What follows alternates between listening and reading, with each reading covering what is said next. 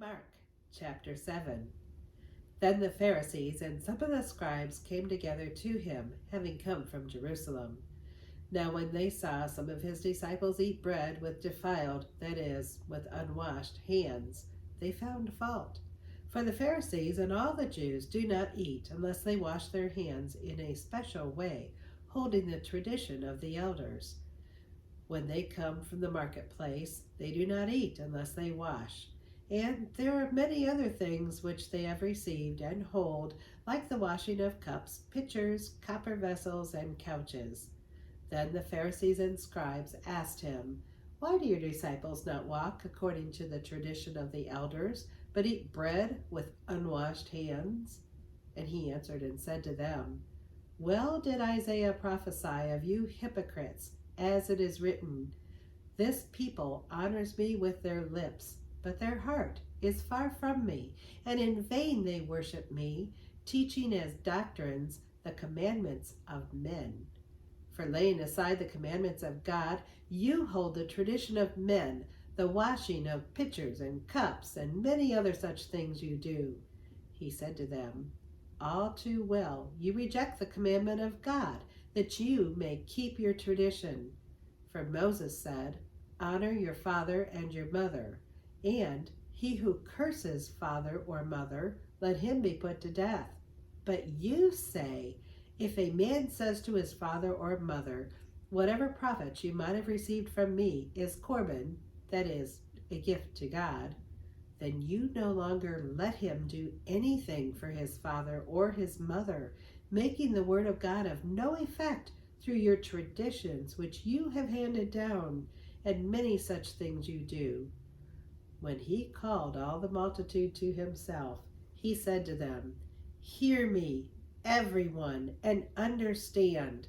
There is nothing that enters a man from outside which can defile him. But the things which come out of him, those are the things that defile a man. If anyone has ears to hear, let him hear." When he had entered a house away from the crowd, his disciples asked him concerning the parable. So he said to them, "Are you thus without understanding also? Do you not perceive that whatever enters a man from outside cannot defile him, because it does not enter his heart, but his stomach, and is eliminated, thus purifying all foods?" And he said, "What comes out of a man, that defiles a man. For from within, out of the heart of men, proceed evil thoughts, adulteries, fornications, murders, thefts, covetousness, wickedness, deceit, lewdness, an evil eye, blasphemy, pride, foolishness. All these evil things come from within and defile a man." From there he arose and went to the region of Tyre and Sidon, and he entered a house and wanted no one to know it, but he could not be hidden. For a woman whose young daughter had an unclean spirit heard about him, and she came and fell at his feet. The woman was a Greek, a Syrophoenician by birth, and she kept asking him to cast the demon out of her daughter. But Jesus said to her, "Let the children be filled first, for it is not good to take the children's bread and throw it to the little dogs." And she answered and said to him, "Yes, Lord, yet even the little dogs under the table eat from the children's crumbs." Then he said to her, "For this saying, go your way, the demon has gone out of your daughter." And when she had come to her house, she found the demon gone out, and her daughter lying on her bed. Again, departing from the region of Tyre and Sidon, he came through the midst of the region of Decapolis to the Sea of Galilee. Then they brought to him one who was deaf and had an impediment in his speech, and they begged him to put his hand on him. And he took him aside from the multitude, and put his fingers in his ears, and he spat and touched his tongue.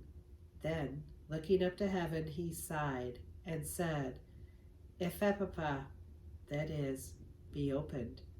Immediately his ears were opened, and the impediment of his tongue was loosed, and he spoke plainly.